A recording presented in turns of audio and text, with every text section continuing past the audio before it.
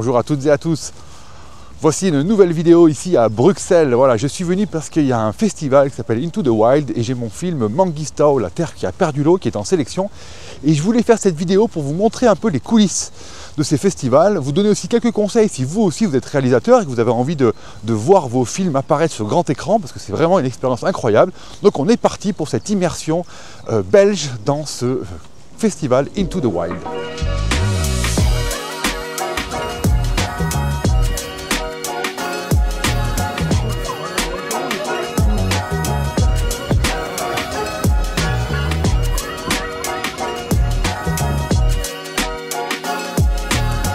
Moi, je voulais vous parler de ce qui se passe quand votre film est terminé et que vous voulez le soumettre donc en festival. Alors, la première des choses, c'est la longueur, la durée du film. Moi, j'aime bien faire des films plutôt longs, voilà, qui durent des fois plus d'une heure, et c'est assez compliqué de les caser dans des festivals, je ne vous le cache pas, notamment quand c'est des festivals qui n'ont qu'une seule soirée. Si vous faites des films longs, sachez que déjà pour ces festivals-là, il ne sera pas pris. Voilà. Donc essayez de faire des films plus courts, en général 50-52 minutes, qui est le format télé, on va dire c'est vraiment maximum. Moi qui fais beaucoup de festivals et qui vois beaucoup de films, il y a des fois des choses qui pêchent un peu. Alors on n'a pas forcément des gros budgets, mais par contre il y a un élément qui est extrêmement important, c'est le son. Voilà, ça il faut vraiment bien avoir ça en tête. Quand vous faites un montage et que vous voulez vraiment avoir une diffusion grand écran, cinéma au festival, essayez d'avoir un son le plus quali possible. Et pour ça, passez par un ingénieur du son, voilà, parce que c'est extrêmement compliqué, beaucoup plus compliqué que l'image.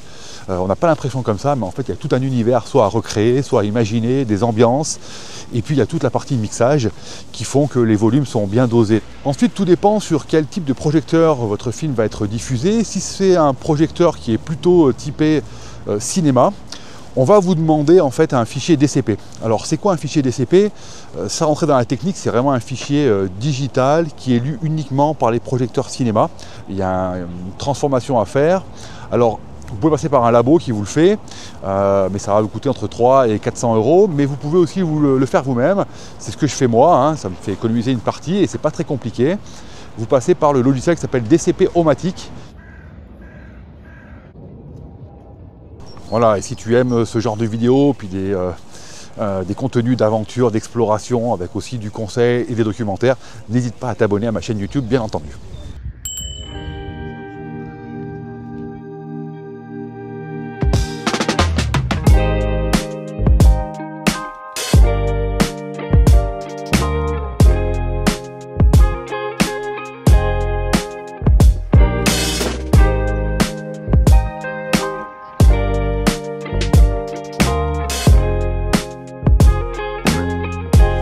Moi qui voyage depuis maintenant longtemps, j'étais jamais venu en Belgique en fait.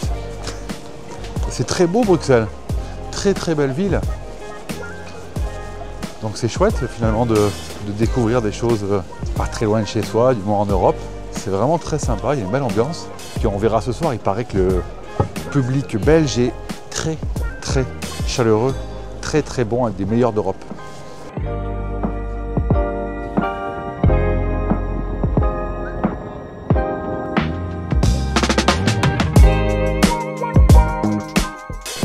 Bon, une fois que ton film il est prêt, tu as différentes façons en fait de le soumettre au festival. Tu peux aller sur leur site internet et s'ils ont un formulaire, tu peux le déclarer là-dessus. Mais en fait, il y a des plateformes qui sont aussi très connues, comme notamment Film Freeway ou Doc Film Depot, qui sont des plateformes où les festivals sont inscrits et qui permettent en fait de centraliser les films. Donc voilà, donc il suffit de remplir. Il y a toujours un petit paiement à faire, donc c'est quelques euros. Après, tu as des festivals qui sont assez chers en termes d'inscription, sachant que tu n'es pas sûr d'être sélectionné. Moi en général je ne les prends pas.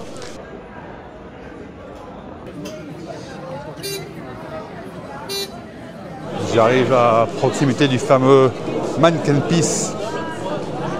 Je savais que c'était petit, mais je ne pensais pas que ce serait aussi petit que ça. Et il y a un monde de dingue. Alors ce que j'ai appris, c'est qu'ils l'ont habillé en bleu, c'est les armoiries d'une école d'ingénieurs. Et donc les étudiants ils sont là pour célébrer en fait ce costume qu'ils ont mis au Manneken-Pis. Voilà, donc là je m'enfonce dans Bruxelles. Il y a du monde pour venir voir cette fameuse sculpture.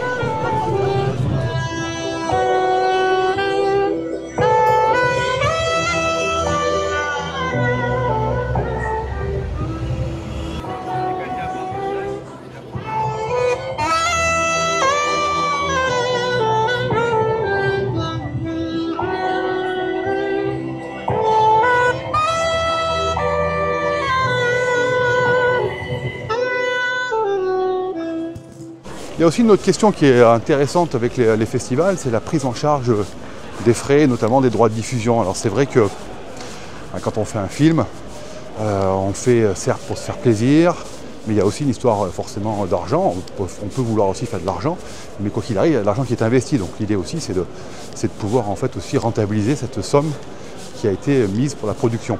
C'est vrai qu'on demande souvent les droits de diffusion dans les festivals, et c'est pas tous les festivals en fait qui payent justement ces droits de diffusion. Donc il faut demander, il faut un peu insister, même si c'est assez modique. Bon, j'ai craqué. Voilà, c'est pas demain que je vais perdre quelques kilos en venant ici à Bruxelles, parce que je pense que c'est impossible de venir ici sans manger des frites. Voilà.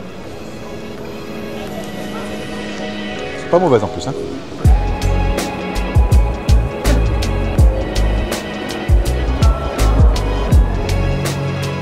Voilà, je suis toujours en vadrouille dans Bruxelles. Très belle découverte cette ville, hein. Et n'oublie pas de t'abonner à ma chaîne YouTube, bien entendu, hein. Là, je viens d'arriver sur la grande place de Bruxelles. C'est vraiment un très très bel endroit, hein. Je suis pas un pro au niveau de l'architecture, mais c'est assez incroyable. C'est quoi? On est sur du gothique flamboyant. Je ne sais pas du tout en fait. Sans doute vous me le direz en commentaire.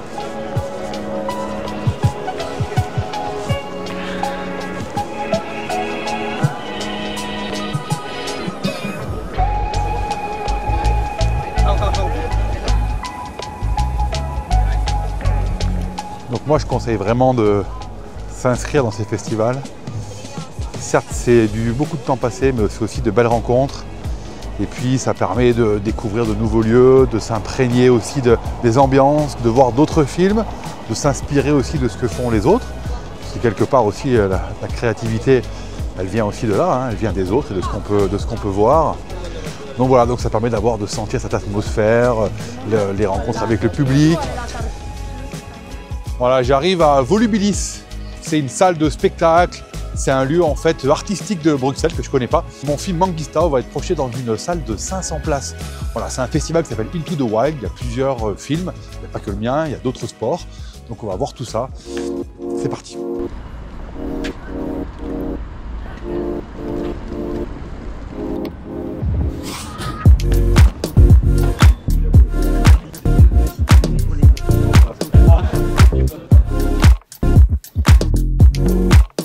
Sympa cette salle là.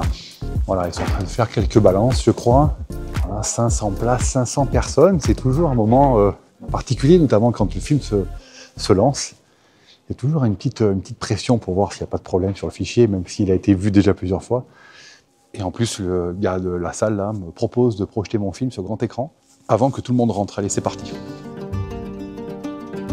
Cette piste le long de l'eau est l'unique passage vers l'est. Elle est aussi empruntée par des pêcheurs qui viennent profiter des eaux poissonneuses de la mer Caspienne.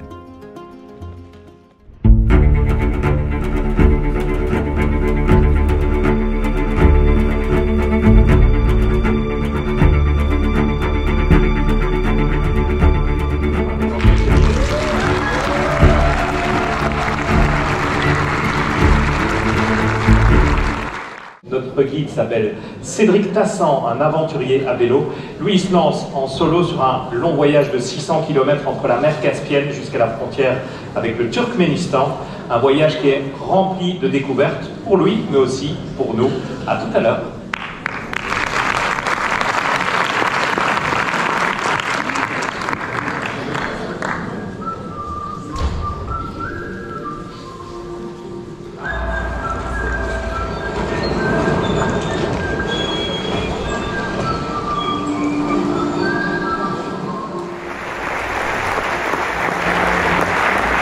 Merci à Cédric Tassan de nous avoir emmené au Kazakhstan dans ce désert. Cédric est avec nous ce soir à l'accueil.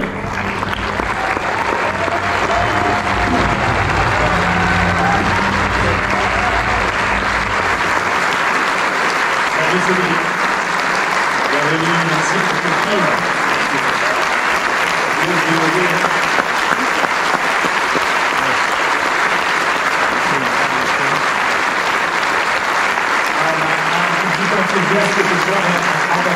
Quand on voit le film, merci de nous avoir emmenés là-bas. c'est tout le sens, j'ai l'impression, de votre rôle d'explorateur à vélo, de nous emmener rencontrer des paysages, des civilisations comme ça, tout en douceur. C'est ce qui fait le sens de votre boulot. Oui, en fait, moi je suis tombé amoureux des paysans maintenant en 2021, avec un premier voyage au Kirghizistan. Et c'est vrai que ça a été à la fois pour les paysages que j'ai pu rencontrer qui sont extraordinaires, des paysages, on va dire, comme des tableaux. Et puis il y a eu les gens, les rencontres avec les locaux, des gens extrêmement bienveillants, extrêmement accueillants, d'une grande générosité. Et c'est vrai que j'ai poursuivi cette quête des pays en sang, avec aussi cette aventure donc, au Kazakhstan, voilà, qui pour moi est sans doute dans les top destinations en termes de paysages, parce que c'est incroyable, quoi. Allez, une dernière question. Ici devant, est-ce que le micro arrive? Comme ça tout le monde, sinon les autres n'entendent pas. Merci. Bonsoir. Bonsoir. Vous n'avez pas eu peur de ces hommes cagoulés? Alors, c'est vrai que c'est flippant, hein. Moi, Vous n'avez pas dû utiliser votre bouton justement magique d'appel à l'aide, non? Venez me chercher. Je sais pas qui. Non, bah en fait, c'est vrai que quand je le vois débarquer comme ça, je me dis waouh, c'est quoi cette histoire, quoi. Forcément, on se fait des plans et tout, et en fait c'est tout con, hein. Ils travaillent dehors, il y a du soleil, il y a du vent, donc ils se protègent le visage, parce que sinon ils sont brûlés à force. Mais quand ils m'embarquent dans le 4x4, et qu'il y en a un deuxième qui arrive derrière, même si je suis un peu gaillard quand même, je me dis, putain, mais dans quelle galère je me suis mise? Je me dis, et où est-ce qu'on va? Mais c'est vrai, franchement, j'ai beau lui poser la question, et il me répond, je comprends rien, je crois qu'il comprend pas non plus ce que je lui raconte. Et puis bon, bah, quand je vois qu'ils sont en train justement de faire cette tombe, bon, c'est pas très facile. C'est rassurant pour moi, mais par contre, c'est super, bien entendu. Bon, là, je me dis, ou alors c'était pour moi en préparation, tu vois. Enfin, bref, il y a plein de films qu'on peut se faire là-dessus. Non, mais oui, au début, c'est un peu flippant. Merci. Oui, il faut aussi une grande confiance dans l'humanité pour voyager comme ça dans des lieux. C'est extrêmement important. Oui, je termine là-dessus parce que c'est vrai qu'on a beaucoup de préjugés sur à la fois des civilisations, des cultures ou des gens. Et c'est vrai que moi, j'apprends maintenant à les casser de plus en plus, même si des fois il y a des craintes. Mais honnêtement, sur la Terre, il y a peut-être 99% des hommes et des femmes qui sont bienveillants et bienveillantes. 1% qui ne le sont pas. L'idée, c'est de ne pas tomber sur ces 1%. Voilà, c'est tout. Merci Cédric pour ce beau message. Merci.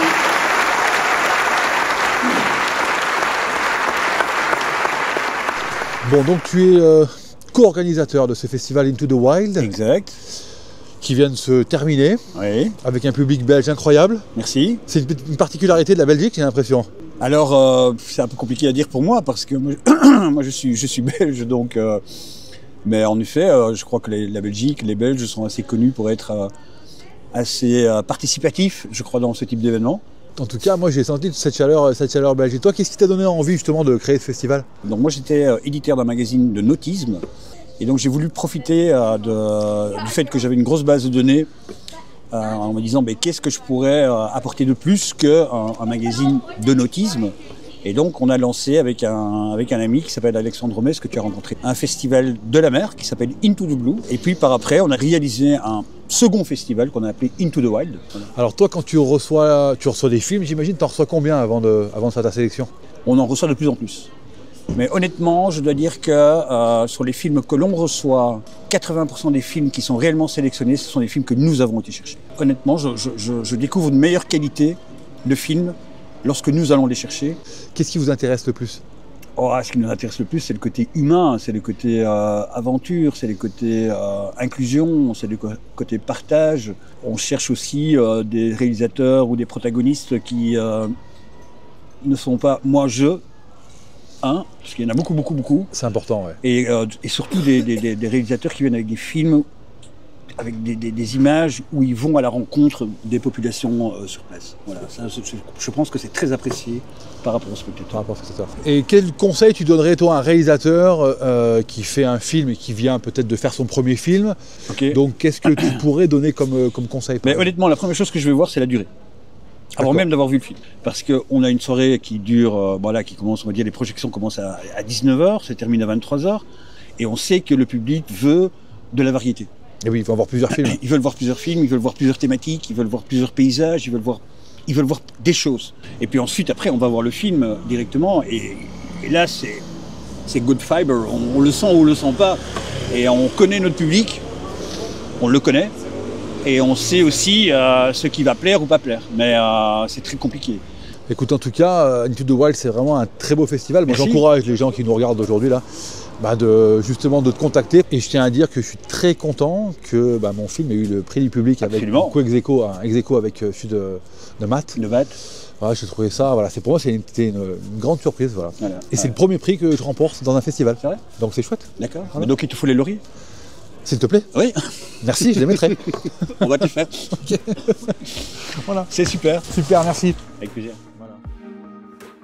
Voilà, j'arrive à la fin de cette vidéo avec cette découverte de la ville de Bruxelles que je ne connaissais pas, qui est magnifique, en plus avec un ciel incroyable. Donc si tu as aimé cette vidéo, n'hésite pas à la liker, à la commenter, même à la partager, puis à t'abonner à ma chaîne YouTube. Et puis dans les commentaires, si tu me mets différentes thématiques de vidéos que tu aimerais que j'aborde sur, je sais pas, la réalisation, l'exploration, des conseils sur le vélo, tu n'hésites pas et j'essaierai de m'atteler à vous répondre au mieux en vidéo. À bientôt.